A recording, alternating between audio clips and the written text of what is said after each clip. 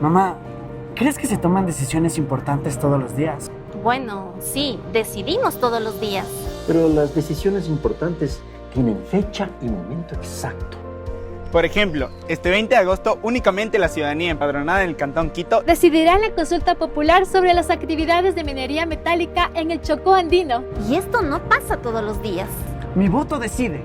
Y el tuyo también. CNE, tu voto decide. Abuelo, para ti, ¿qué significa decidir? Es elegir algo entre dos o más opciones. y no todos van a decidir lo mismo. Porque cada uno tiene su propia opinión. ¿Y su punto de vista? Por ejemplo, este 20 de agosto decidiremos en la consulta popular sobre la actividad petrolera en el Yasuní. Y si estás fuera del país, no olvides que puedes decidir vía telemática. Mi voto decide. Y el tuyo también. CNE, tu voto decide. Corape informa, generamos esta transmisión desde los exteriores del Instituto Ecuatoriano de Seguridad Social. Esto a propósito de lo que ha sido en las últimas horas del conocimiento de lo que sería esta iniciativa para la reducción de aportes voluntarios que se hace en la entidad para el proceso de jubilación. ¿Cuál es la postura que se tiene desde el Frente de Defensa del Instituto Ecuatoriano de Seguridad Social, desde los afiliados y pensionistas? Para eso vamos a conversar con Henry Llanes. Señor Llanes, bienvenido a Corape, los medios comunitarios. Buenos días, un cordial saludo para usted y para la audiencia, muy amable por la invitación. Hace pocas horas, se conoció también lo que sería esta propuesta de la reducción de los aportes voluntarios al Instituto Ecuatoriano de Seguridad Social en lo concerniente a lo que es aportaciones voluntarias. ¿Cómo ven ustedes esto? Dos cosas al respecto. Primero es de que el techo de la jubilación, de la pensión jubilar, no está definido en la ley. Le están poniendo ese techo en resoluciones, que son ilegales, ¿no? Porque precisamente en el artículo 229 de la Ley de Seguridad Social, en donde están reguladas los principios básicos de la jubilación para personas que cumplen, por ejemplo, 30 años de aportes y 60 años de edad, el 229, ese artículo, dice que debe seleccionarse los mejores años de sueldos y salarios, ¿no? Y pagarse el 75% de ese promedio. Eso dice, ¿no? Para personas que tienen 65 años de edad y 15 años de aportes, deben pagarse el 40% de la pensión jubilar. Para una persona que tiene 70 años de edad y 10 años de aportes, debe pagarse el 45% de la pensión jubilar. Y para aquellas personas que tienen más de 40 años de aportes sin límite de edad, se jubilan con el 100%. Y el artículo dice que su aplicación debe aplicarse a través del reglamento. Pero cosa curiosa que desde el 30 de noviembre, desde el año 2001 hasta el día de hoy, nunca se puso en vigencia el reglamento. Y todo se lo ha venido haciendo a través de las resoluciones, con lo cual las resoluciones son ilegales, muchas de ellas, ¿no? Porque la ley, de manera expresa en determinados artículos, dice aplíquese mediante el reglamento de la ley. Y entonces eso no se ha hecho. La pregunta es ¿por qué no se ha hecho? Porque al no tener el reglamento tienen una mayor capacidad de maniobra las autoridades de gobierno para tomar sus decisiones de acuerdo a sus intereses, de acuerdo también a influencias políticas, ¿no? Entonces eso lo pueden hacer a través de resolución y eso es lo que ha venido sucediendo en el manejo del seguro social. Eso en el un caso. Entonces no establece techos la ley. Entonces los afiliados, sobre todo voluntarios, se suelen preguntarse, y también los otros bajo relación de dependencia laboral también con ellos. Dice, ¿por qué me fijan un techo para jubilarme? Si yo he aportado, digo usted, sobre 4,000, 5,000, 6,000 dólares, ¿no? En algunos casos, ¿no? Y entonces dice, también deberían fijarme techo para los aportes, ¿no?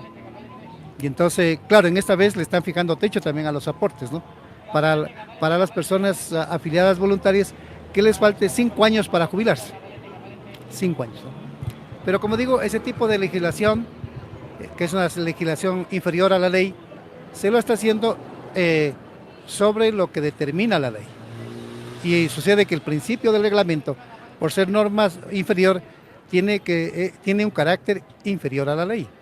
Está en un nivel inferior, jerárquicamente, ¿no? Eso en el un caso. La segunda caso es de que los afiliados voluntarios que se incrementan los años, los sueldos, los ingresos las remuneraciones cuando falten 5 años para jubilarse no son muchos.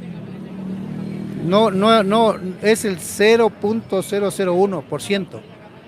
No, porque la gran tendencia de los jubilados está entre 30 años de aportes y 60 años de edad. De ahí vienen los otros de 65, después vienen los de 70. Y estos afiliados voluntarios que de repente tienen posibilidades de incrementarse los sueldos, incrementarse los ingresos, ¿no? Son muy poquitos. Ya, por ejemplo, en el periodo 4 de agosto del año 2017 al 30 de abril del año 2021 se jubilaron 148,000 personas. De buena voluntad. De todos, tanto de relación de dependencia laboral como voluntarios, 148,000. De esos 148,000, los que subieron las pensiones fueron 112. Y la autoridad tiene el artículo 80 y 81 de la Ley de Seguridad Social, tiene las normas para aplicar las sanciones, y no lo hizo.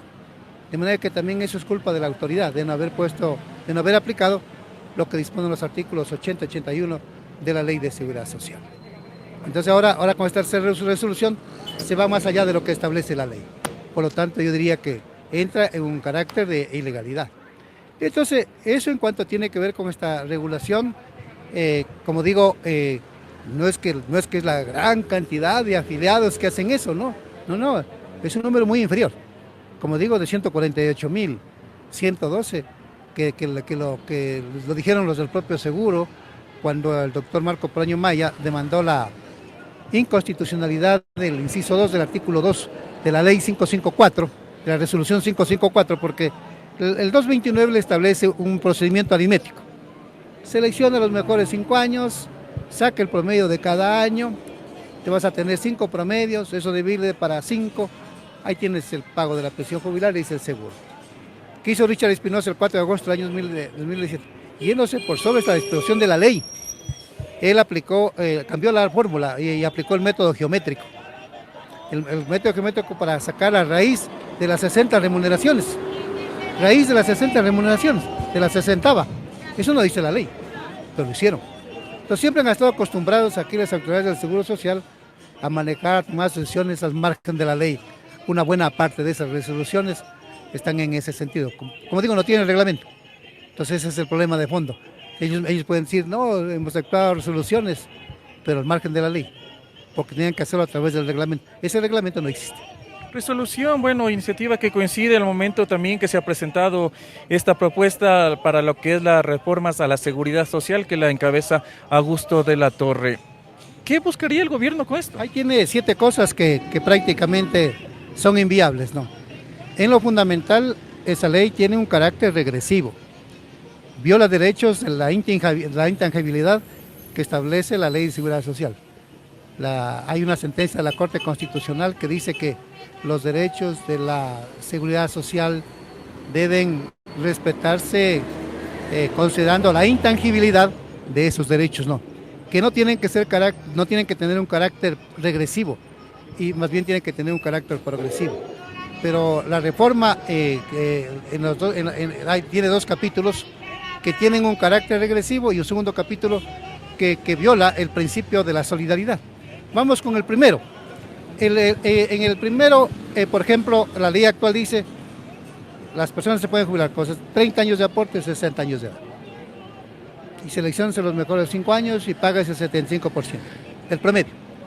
¿Qué dice la propuesta de la reforma? 30 años, ya no 5, sino 30 años de labores del trabajador. La pregunta es, ¿es lo mismo un promedio de los 5 mejores años de sueldos y salarios que un promedio de 30 años? No, porque el trabajador con entrada laboral recibe bajos sueldos. Y en el camino va ascendiendo, va recibiendo un mejor salario, ¿no? Por eso es que el legislador, considerando de que el trabajador aporta para el desarrollo del país, ¿no? Que genera riqueza, que genera progreso, que genera bienestar, que genera bienes y servicios, que ayuda a financiar el presupuesto general del Estado a través del pago de impuestos, a través del consumo. Entonces el legislador pensó en eso y dijo, hay que reconocerle al trabajador que tiene esa trayectoria. Es justo ese reconocimiento. En ese sentido se pensó. Yo fui legislador en el año 1998-2001. Yo estuve hasta el 2002, hasta enero de 2002. Yo fui legislador en ese entonces. y hubo ese debate, ¿no? De manera que yo lo estoy diciendo con conocimiento de causa, no porque me lo contaran ni me dijeron, no. Ese es el un problema que, entonces, al tomar los 30 años, usted aplana el promedio. Usted el promedio lo lleva hacia abajo y por lo tanto la va a disminuir al ingreso de la pensión jubilar. Y es lo que sucede. En el caso de las personas de 65 años, ¿no? Están proponiendo que deben aportar 25 años. La ley actual dice 15. Entonces supongamos que se ponga en vigencia la reforma. Yo tengo 60 años de edad y 15 aportes. El seguro me va a decir, no te puedes jubilar. Tienes que tener 25. O sea que me voy a jubilar a los 75. Y finalmente, en el caso de los 70 años, dice que tiene que, para una persona que se jubile a los 70 años, debe tener 15 años de aportes. Entonces, por ejemplo, ahora, si yo me quiero jubilar y estuviera vigente la reforma, tuviera 70 años de edad y 10 de aportes, el seguro me va a decir, no te puedes jubilar. Tienes que tener 5 años más. Entonces, usted puede llegar a la conclusión de que la reforma, sociológicamente, de que la reforma tiende a afectar a las personas de la tercera edad, adultos mayores, ¿no? A los viejitos, ¿no? Tiende a afectarlos, ¿no? Entonces, eso es lo que sucede con esta propuesta. Entonces, allí usted ve que tiene, al final, usted va a llegar a la conclusión de que eso tiene un carácter regresivo, que afecta a derechos, que afecta justo los principios de la intangibilidad de los derechos de la seguridad social. Clarísimo. Uno sociológicamente se puede medir esto y demostrar como lo estoy diciendo. Soy sociólogo. Lo segundo es en caso de la transgresión del principio de solidaridad intergeneracional, que actualmente entre el empleador y el trabajador se aporta el 11.06% al fondo de pensiones, porque el aporte global al seguro social entre empleador y trabajador es del 20.6% de la remuneración mensual. 20.6%. Entonces, un salario básico de $450, más o menos son 85, 88 dólares que aporta entre el trabajador y el empleador. De ese valor, del salario básico unificado, el 11.6% va para pensiones. Entonces, ¿qué están proponiendo? Que hay que dividirlo. El 50% que vaya al fondo de pensiones, al seguro colectivo, y el otro 50% que vaya a una capitalización individual. Entonces, usted hace esta división y rompe un principio de solidaridad. ¿Por qué? Porque todos los afiliados, de acuerdo a la ley, y este principio de la solidaridad, todos se jubilan con el aporte del 11.06%. Ahora ya va a ser la mitad. Entonces, y el otro 50% va a una capitalización individual. ¿Verdad lo que puede suceder? ¿Qué puede suceder en ambos casos? Como no estoy aportando el 100% ya al fondo, sino el 50%, ¿cuánto va a ser mi pensión? Del 50%. Ya no será del 100% en función de ese porcentaje. Y luego, si me llevan a una capitalización individual, sucede que me pagarán la pensión de ese ahorro individual con su rendimiento financiero. La pregunta es, ¿qué pasa cuando se acabe el ahorro individual? ¿De dónde va a pagar la pensión? Me quedaré sin pensión. Entonces eso rompe el principio de solidaridad, clarísimo. Y eso no se puede suceder, ¿no? Entonces es el segundo capítulo. El tercer capítulo es de que ellos quieren eliminar la jubilación patronal para que el afiliado del trabajador tenga un ahorro individual en una cuenta bancaria. Entonces sucede que lo que venía aportando el trabajador sobre jubilación patronal iría a la banca privada. ¿Sí se da cuenta? Mire usted que allí hay otra violación, porque a un derecho adquirido, porque la jubilación patronal se puso en vigencia en el Ecuador, queridas ecuatorianos y ecuatorianos, para mejorar el pago de la pensión jubilar que tenía el trabajador aquí en el Seguro Social, porque hasta la primera década del presente siglo, aquí en el Seguro Social se aportaba sobre el salario mínimo vital. Por eso que las pensiones eran bajas, bien bajas, que el afiliado se moría del hambre, el jubilado se moría del hambre. Y entonces el trabajador pensó, estando activo, y hagamos, ¿no? Entonces el hacer algo se incorporó en la contratación colectiva la jubilación patronal, para que así mismo el trabajador y el empleador aporte, y de esa manera que cuando me jubile a los 25 años, tener también esa jubilación patronal, con lo cual mejoro mi ingreso. Ese es el objetivo de la jubilación patronal. Ese es el objetivo. Luego están proponiendo de que el fondo de cesantía, del que se ha llevado el dinero, pero que hoy dicen que tiene más de 10.000 millones de dólares ese fondo, la creación del principio de ese fondo, es que yo fui trabajador como ustedes, años 80. Entonces yo viví ese cambio, esa realidad. ¿Para qué se creó el fondo de cesantía? Para que cuando el trabajador pierda la fuente de trabajo, venga aquí, al Seguro Social, y después de los 3 años de que ha sido empleado, él ya lo podía retirar. Podía retirar 2 años y dejar 1 año aquí. ¿Y para qué? Para poder tener un ingreso hasta que yo pueda conseguirme otro trabajo. Por eso dice fondo de cesantía, o sea, del cese de labores, ¿no? Ese es el objetivo del fondo de cesantía. Ahora que está diciendo, no, que lo retire cuando ya se jubile. Imagínense lo que fue esa locura, cuando ya se jubile. No, pues, entonces, ¿para qué quieren? Para tener la banca siempre ese fondo, ese ahorro, ese aporte, ¿no? Esa es la una cosa que están proponiendo allí. Lo otro que están proponiendo, por ejemplo, es, en el caso del Fondo de Reserva, que igualmente tenga ese carácter. Y el Fondo de Reserva, cuando lo creamos, era que así mismo el trabajador joven entra a trabajar. Llega un momento que se va a casar, entonces necesita una refrigeradora, muebles, ¿no? De repente necesita para un carrito, para un juego de comedor, para un juego de sala, en fin. Entonces venía acá, el Fondo de Reserva tiene así mismo un carácter de ahorro, entonces venía acá al Seguro Social y lo retiraba a ese Fondo de Reserva para hacer ese tipo de adquisiciones, ¿no? De compras, ¿no? Y luego volvía a ahorrar. Y así era eso sucedía en todo el periodo de vida del trabajador. Entonces ese tiempo era tiempo bueno, fue un tiempo mejor de lo que hoy quieren hacer. Entonces así me quieren darle un carácter de permanente. Pero para que se pruebe esto tendría que haber, primero haber una asamblea para que se pruebe esta reforma. Hacer el gobierno, lo quiere hacer el gobierno, porque no lo puede hacer por supuesto, pero quería ampararse en lo que dice el 148 de la Constitución, que puede enviar, puede poner en vigencia decretos constitucional, haciendo que tengan el carácter de urgencia en materia económica estos proyectos de ley. Pero la Corte ya le ha dicho que no, en varios proyectos. Y en este no, y en este no le va, en el caso que lo hiciera, le mandará devolviendo el mismo día, la Corte, porque la Corte, como digo, ya tiene pronunciamiento sobre eso, ¿no? Y como le digo, principios fundamentales de la seguridad social, sus derechos, es de que sus derechos se cubren bajo este principio de la intangibilidad y siempre tienen un carácter progresivo, no carácter regresivo. Entonces la Corte, como ya se pronunció en ese sentido, va a ver una cosa como esta y le va a decir el mismo día, retire, señor presidente, o le vamos a devolver el proyecto de ley. Eso no va a pasar por ahí.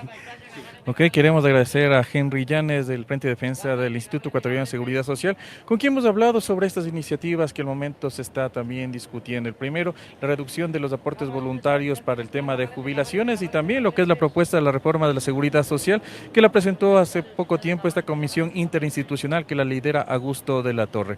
Recuerde que la información que se genera la encuentra aquí en Corape Digital TV, le invitamos a seguir suscribiéndose.